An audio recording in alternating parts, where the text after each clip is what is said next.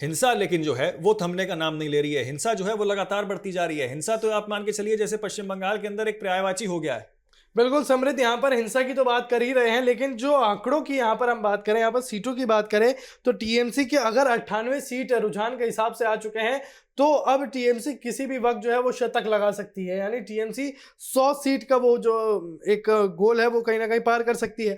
लेकिन ये जो तस्वीरें दर्शकों आप अपनी टीवी स्क्रीन पर देख पा रहे हैं, ये कहीं ना कहीं आज के हिंसा की तस्वीरें हैं। कैसे यहाँ पर सुरक्षा बलों द्वारा जो उग्र फैलाने की कोशिश कर रहे हैं, जो उग्रवाद फैलाने की कोशिश कर रहे हैं, उनको कैसे जबरन पकड़कर धक्के मारकर बाहर निकाला जा रहा है। ये एक तरीके से कार्रवाई है चुनाव आयोग की। ये साफ साफ पारदर्शिता है कि निर्देश है कि साफ सीधे तौर पर बंगाल चुनाव में किसी भी तरह की असामाजिकता नहीं फैलाई जाएगी।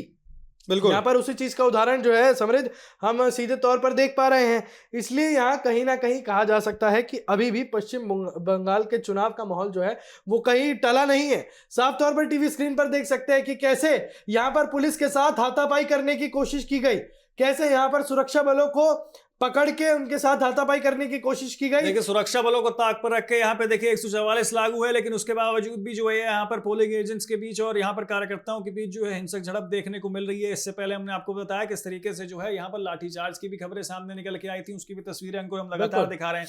तो देखिए लगातार हम इस चीज का जिक्र कर रहे हैं कि देखिए चुनाव की प्रक्रिया जो है वो शांतिपूर्ण ढंग से चल रही है, लेकिन हिंसा की खबरें पश्चिम बंगाल से आना ऐसा हो गया जैसे पर्यायवाची। बिल्कुल और सबसे बड़ी चीज ये कि देखिए इसके साथ साथ 4 और ऐसे राज्य हैं जहां पे चुनावों के नतीजे आ जा रहे हैं। सिर्फ पश्चिम बंगाल ही इतना ज्यादा संवेदनशील या हाईलाइट क्यों हो रहा है?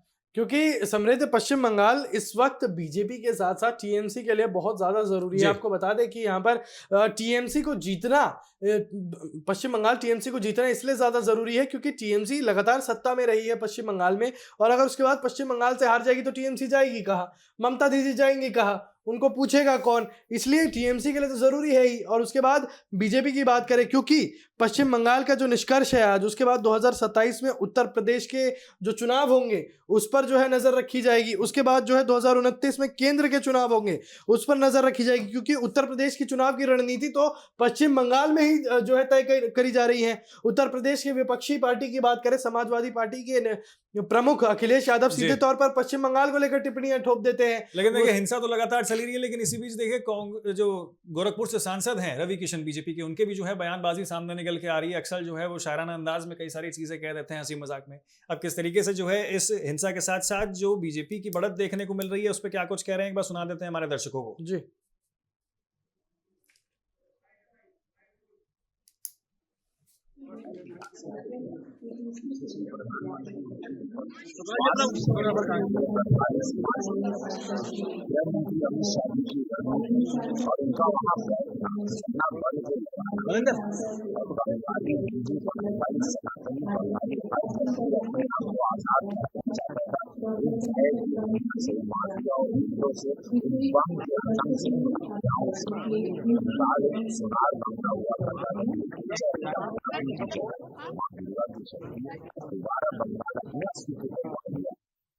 प्रचंड विजय, प्रचंड आशीर्वाद बंगाल की जनता का प्रधानमंत्री श्री नरेंद्र मोदी जी को मिल रहा है। जनता, मां, मानुष और माटी तीनों प्रधानमंत्री मोदी को आशीर्वाद दे रही हैं, आगे बढ़िए मोदी जी। और ये आशीर्वाद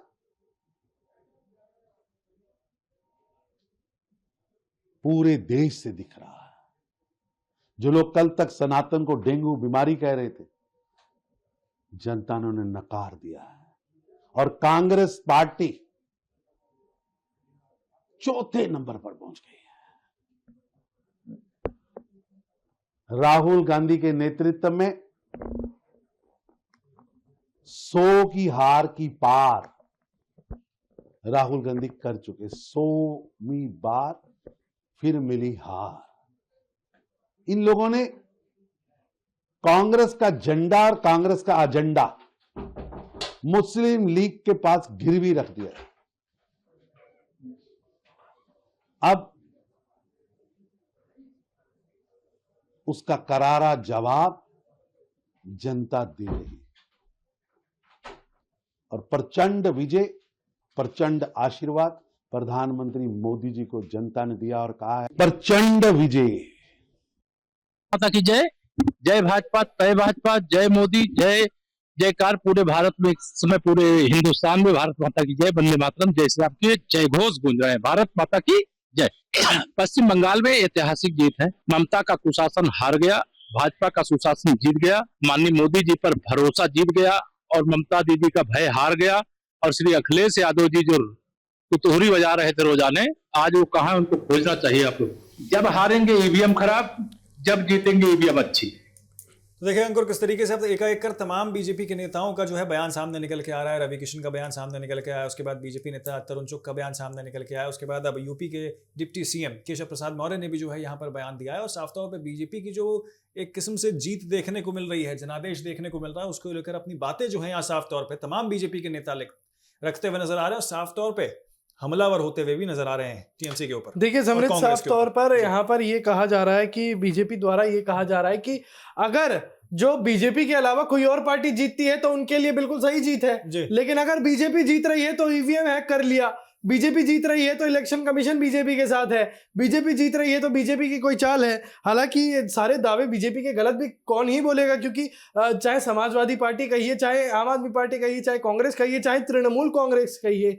ये सब लोग मिलकर तो यही कहते हैं कि ईवीएम हैक कर ली जाती है।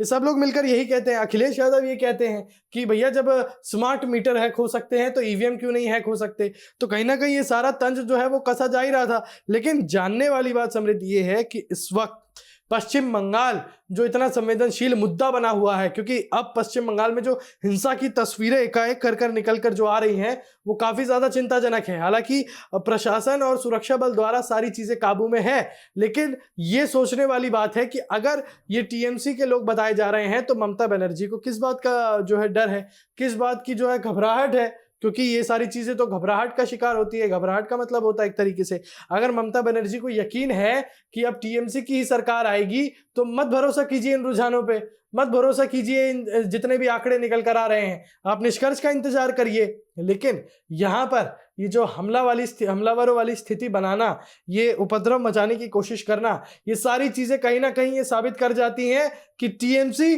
घबराती हुई नजर आ रही है। क्योंकि आंकड़े तो समृद्ध, जाहिर सी बात है, बीजेपी की तरफ आंकड़ों का इतना ज़्यादा पलड़ा है, अभी भी आधे से ज़्यादा आंकड़ा, अगर मैं यूँ कहूँ आधे से ज़्यादा आंकड़ा लगभग बीजेपी के पलड़े में है। और टीएमसी को अगर टक्कर लेनी है इन आंकड़ों के हिसाब से तो तकरीबन 90 से 100 का आंकड़ा तो पहुंचाना ही पड़ेगा अपने आप को। और तो दिक्कत तो है ही टीएमसी के लिए। अब सोचने वाली बात यह भी है कि यहाँ पर बीजेपी के नेताओं की एक से बढ़कर एक प्रतिक्रिया हमने सुनी, जनता को सुनाई, और साफ तौर पर जो प्रतिक्रियाएं आ रही हैं उसके बाद हमने ये भी समझा कि दिल्ली में कार्यालयों में जो है या फिर बंगाल में कार्यालयों में जो है खुशी की जो है लहर दौड़ उठी है, भगवे का लहर पश्चिम बंगाल में दौड़ेगा, ये बीजेपी नेताओं का कहना है। लेकिन समृद्ध, उस बीच में जो तस्वीरें निकल कर आ रही हैं ये ममता बनर्जी की बात को दोहरी बता रही हैं। क्योंकि एक तरफ ममता बनर्जी साफ तौर पर बयान देती हैं कि जीतेंगे तो हम ही, शाम का इंतजार है, जीतेंगे तो हम ही, लेकिन ये जो हिंसा की खबरें आ रही हैं, क्योंकि कथित तौर पर बताया तो यही जा रहा है कि टीएमसी के लोग हैं, टीएमसी का झंडा लेके घूम रहे हैं,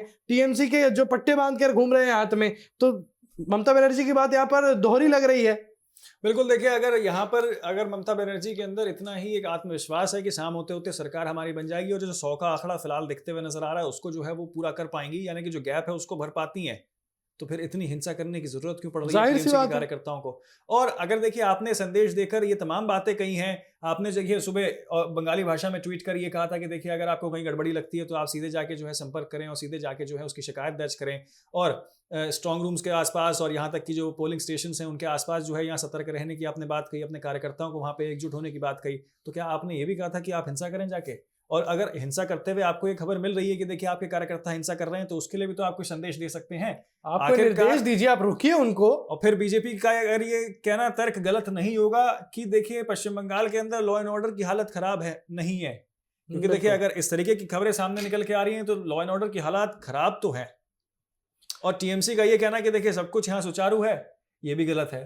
तो आखिरकार यहाँ किस तरीके से अपनी ही बातों में फंसते हुए जो है टीएमसी और ममता बनर्जी नजर आ रही हैं दरअसल के अब जो है, क्योंकि सरकार जो है वो जाते हुए कहीं ना कहीं दिख रही है, जो अंतर है वो जाते हुए दिख रहा है। तो क्या अब जो है समृद्ध ये आंकड़े बता रहे हैं कि टीएमसी जो है, जो ये विधानसभा चुनाव का जो प्रचार शुरू हुआ था टीएमसी तब से अपने ऊपर जो है ये गोलियां दागने का काम कर रही है, क्योंकि शुरुआती दौर में तो टीएमसी के पास मुद्दे ही नहीं थे। शुरुआती दौर में टीएमसी क्या बोलती थी, ममता बनर्जी क्या बोलती थी कि ये सीआरपीएफ आपके लिए, आपको परेशान करने के लिए आई है। फिर क्या बोला कि आपके खान पान पर जो है प्रतिबंध लगा दिया जाएगा। फिर क्या बोला कि चुनाव वाले दिन आपको नींद की गोली मिला के सुला दिया जाएगा। फिर जैसे तैसे करके ममता बनर्जी के पास एक महिला आरक्षण का मुद्दा आता है, जो कि मुद्दा किसका है, केंद्र का। महिला आरक्षण की बात कौन कर रहा है, ममता बनर्जी। कहां पे कर रही है, बंगाल में। आरजीकर मेडिकल कॉलेज केस के होने के बावजूद यहां पर महिला आरक्षण की बात की जाती है। उसके बाद ये कहा जाता है कि महिला आरक्षण को लेकर बीजेपी कुछ नहीं कर रही है। गौर करने वाली चीज देखिए, ये महिला आरक्षण की बात यहाँ टीएमसी जरूर कर रही है, जिसके बाद जो है यहाँ लक्ष्मी भंडार योजना जो ममता बनर्जी चलाती हैं, उसकी राशि में जो है यहाँ वृद्धि की गई थी। 1000 रुपए से बढ़ाकर वहां जो है 1500 रुपए उसको किया गया था। लेकिन बीजेपी ने चाल ये चली कि आखिरकार उस 1500 के भत्ते के बजाय यहाँ पे 3000 रुपए भत्ता देने का ऐलान जो है अपने संकल्प पत्र में कर दिया। तो ये बहुत बड़ा ऐलान बीजेपी ने कर दिया, जहां देखिए 1500 के आसपास जो है 1500 से सीधे जो है 3000 का आंकड़ा जो है वो बीजेपी ने कर दिया, यानी कि दुगनी राशि देने का ऐलान कर दिया। लेकिन समृद्ध, इसी बीच एक बड़ी खबर आ रही है कि बंगाल के श्रीरामपुर काउंटिंग सेंटर के बाहर जो है तनाव बढ़ा हुआ वो देखने को मिला है। आपको बता दें, तनाव तो बढ़ा ही, लेकिन इसी बीच एक और खबर ये भी दिखा देते हैं कि बीजेपी दिल्ली हेडक्वार्टर के बाहर भी जो है जश्न की तैयारियां देखने को मिल रही है। वहां जो है काफी ज्यादा लोग उत्साहित दिखाई दे रहे हैं और पटाखे फोड़ने की बात कर रहे हैं, क्योंकि देखिए शाम को 6:30 बजे जो है अब प्रधानमंत्री भी संबोधित करेंगे कार्यकर्ताओं को। उससे पहले जिस तरीके से जो है पटाखे फोड़ने की तस्वीरें सामने निकल के आ रही हैं वो एक बार दिखा देते हैं। जैसा कि तस्वीरों में साफ तौर पर देखा जा सकता है समृद्ध की यहाँ पर मोदी के नाम के जो है ये बोर्ड्स लगाए जा रहे हैं, इस रास्ते पर जो है पटाखे रख दिए गए हैं, क्योंकि एक तरीके से पश्चिम बंगाल की जीत बीजेपी के लिए भव्य जीत से कम नहीं है। यहाँ पर साफ तौर पर ये कहा जा सकता है कि जितनी भी चीज़ें हैं पश्चिम बंगाल को लेकर, यहाँ पर सारी चीज़ें एकजुट होकर जो है अब बीजेपी के पक्ष में जो है फैसला गिरता हुआ नजर आ रहा है। क्योंकि अभी भी बीजेपी यहाँ पर अगर 150 से ज़्यादा, जो बहुमत के लिए 148 सीटें चाहिए, उससे ज़्यादा की अगर बहुमत लिए बैठा है सिर्फ केवल रुझान में, लेकिन जो असली आंकड़े निकल कर आएंगे, असली निष्कर्ष निकल कर आएगा, उसी की तैयारी तो बीजेपी ने अभी से कर ली। हालांकि टीएमसी के दफ्तरों के बाहर तो शांति का माहौल देखने को मिला है, टीएमसी के दफ्तरों के बाहर मातम का माहौल देखने को मिला है।